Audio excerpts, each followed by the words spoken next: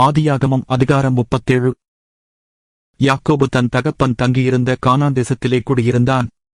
யாக்கோபுடைய சந்ததியின் வரலாறு. யோசேப்பு 17 வயதிலே தன் சகோதரருடனே ஆடுகளை மேய்த்துக் கொண்டிருந்தான். அந்த இளைஞன் பில்காள் சில்பாள் என்னும் தன் தகப்பனுடைய மறுமனையாட்டிகளின் குமாரரோடு இருந்து அவர்களுடைய துன்மார்க்கத்தை தன் தகப்பனுக்குச் சொல்லி வருவான். இஸ்ரவேலின் முதிர் வயதிலே யோசேப்பு தனக்கு பிறந்ததினால் இஸ்ரவேல் தன் குமாரர் எல்லாரிலும் அவனை அதிகமாய் நேசித்து அவனுக்கு பலவருணமான அங்கியை செய்வித்தான். அவனுடைய சகோதரர் எல்லாரிலும் அவனை தங்கள் தகப்பன் அதிகமாய் நேசிக்கிறதை அவன் சகோதரர் கண்டபோது அவனோடு பட்சமாய் பேசாமல் அவனை பகைத்தார்கள். யோசேப்பு ஒரு சொப்பனம் கண்டு அதை தன் சகோதரருக்கு அறிவித்தான். அது நிமித்தம் அவனை இன்னும் அதிகமாய் பகைத்தார்கள். அவன் அவர்களை நோக்கி, நான் கண்ட சொப்பனத்தை கேளுங்கள். நாம் வயலில் அறுத்த அரிகளை கட்டிக்கொண்டிருந்தோம். அப்பொழுது என்னுடைய அரிக்கட்டு நிமிர்ந்திருந்தது. உங்கள் அரிக்கட்டுகள் என் அரிக்கட்டைச் சுற்றி வணங்கி நின்றது என்றான். அப்பொழுது அவன் சகோதரர் அவனை பார்த்து, நீ எங்கள் மேல் துரைத்தனம் பண்ணுவாயோ? நீ எங்களை ஆளப்போகிறாயோ? என்று சொல்லி அவனை அவன் சொப்பனங்களின் நிமித்தமும் அவன் வார்த்தைகளின் நிமித்தமும் இன்னும் அதிகமாய் பகைத்தார்கள். அவன் வேறொரு சொப்பனம் கண்டு தன் சகோதரரை நோக்கி, நான் இன்னும் ஒரு சொப்பனத்தைக் கண்டேன். சூரியனும் சந்திரனும் 11 நட்சத்திரங்களும் என்னை வணங்கினது என்றான். இதை அவன் தன் தகப்பனுக்கும் தன் சகோதரருக்கும் சொன்னபோது அவன் தகப்பன் அவனைப் பார்த்து, நீ கண்ட இந்தச் சொப்பனம் என்ன? நானும் உன் தாயாரும் உன் சகோதரரும் தரைமட்டும் குனிந்து உன்னை வணங்க வருவோமோ? என்று அவனைக் கடிந்து கொண்டான். அவன் சகோதரர் அவன் மேல் பொறாமை கொண்டார்கள். அவன் தகப்பனோ அவன் சொன்னதை மனதிலே வைத்துக் கொண்டான். பின்பு அவன் சகோதரர் சீகேமிலே தங்கள் தகப்பனுடைய ஆடுகளை மேய்க்கப் போனார்கள். அப்பொழுது யெசபேல் யோசேப்பை நோக்கி, உன் சகோதரர் சீகேமிலே ஆடுகளை மேய்க்கிறார்கள் அல்லவா? உன்னை அவர்களிடத்துக்கு அனுப்பப் போகிறேன், வா என்றான்.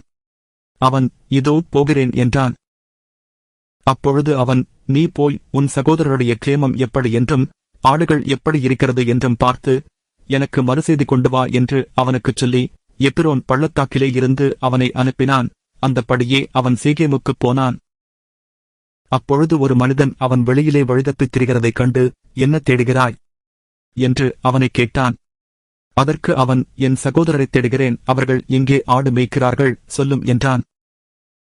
அந்த மனிதன், அவர்கள் இவ்விடத்திலிருந்து போய்விட்டார்கள், தோத்தானுக்குப் போவோம் என்று அவர்கள் சொல்லக் கேட்டேன் என்றான். அப்பொழுது யோசேப்பு தன் சகோதரரை தொடர்ந்து போய் அவர்களை தோத்தானிலே கண்டுபிடித்தான். அவர்கள் அவனைத் தூரத்தில் வரக்கண்டு அவன் தங்களுக்குச் சமீபமாய் வரும் முன்னே அவனைக் கொலை செய்யும்படி சதியோசனை பண்ணி ஒருவரை ஒருவர் நோக்கி, இதோ சொப்பனக்காரன் வருகிறான், நாம் அவனைக் கொன்று இந்த குழிகள் ஒன்றிலே அவனைப் போட்டு ஒரு துஷ்டமிருகம் அவனை பட்சித்தது என்று சொல்லுவோம், வாருங்கள், அவனுடைய சொப்பனங்கள் எப்படி முடியும் பார்ப்போம் என்றார்கள்.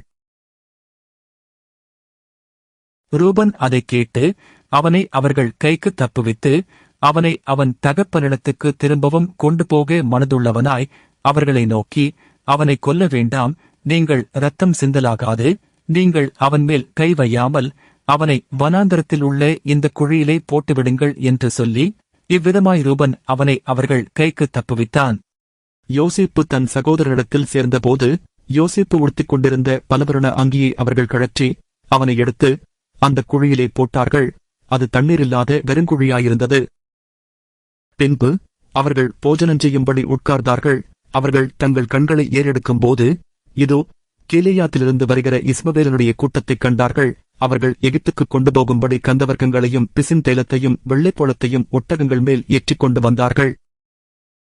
அப்பொழுது யூதா தன் சகோதரரை நோக்கி, நாம் நம்முடைய சகோதரனைக் கொன்று அவன் இரத்தத்தை மறைப்பதினால் லாபம் என்ன? அவனை இந்த இஸ்மவேலருக்கு விற்று போடுவோம், வாருங்கள், நமது கை அவன் மேல் படாதிருப்பதாக, அவன் நம்முடைய சகோதரனும் நம்முடைய மாம்சமுமாய் இருக்கிறானே என்றான். அவன் சகோதரர் அவன் சொல்லுக்கு இணங்கினார்கள். அந்த வர்த்தகரான மீதியானியர் கடந்து போகிற போது அவர்கள் யோசேப்பை அந்த குழியிலிருந்து தூக்கி எடுத்து அவனை இஸ்மவேலர் கையில் 20 வெள்ளிக்காசுக்கு விற்று போட்டார்கள். அவர்கள் யோசேப்பை எகிப்திற்கு கொண்டு போனார்கள்.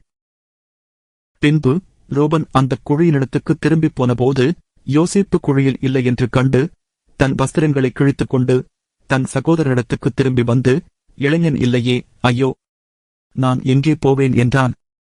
அவர்கள் யோசேப்பின் அங்கியை எடுத்து ஒரு வெள்ளாட்டுக்கடாவை அடித்து அந்த அங்கியை இரத்தத்திலே தோய்த்து பல வருணமான அந்த அங்கியை தங்கள் தகப்பனிடத்துக்கு அனுப்பி, இதை நாங்கள் கண்டெடுத்தோம், இது உம்முடைய குமாரன் அங்கியோ அல்லவோ பாரும் என்று சொல்லச் சொன்னார்கள். யாக்கோபு அதைக் கண்டு, இது என் குமாரனுடைய அங்கிதான், ஒரு துட்டமிருகம் அவனை பட்சித்துப் போட்டது, யோசேப்பு பிறண்டு போனான் என்று புலம்பி தன் வஸ்திரங்களைக் கிழித்து தன் அறையில் இருட்டுக் கட்டிக்கொண்டு அநேக நாள் தன் குமாரனுக்காக துக்கித்துக் கொண்டிருந்தான்.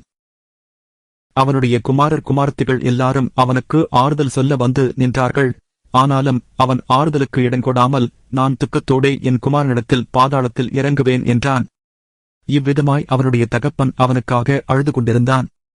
அந்த மீதியானியர் யோசேப்பை எகிப்திலே பார்வோனின் பிரதானியும் தலையாரிகளுக்கு அதிபதியுமாகிய போத்திபார் என்பவனிடத்தில் விற்றார்கள்.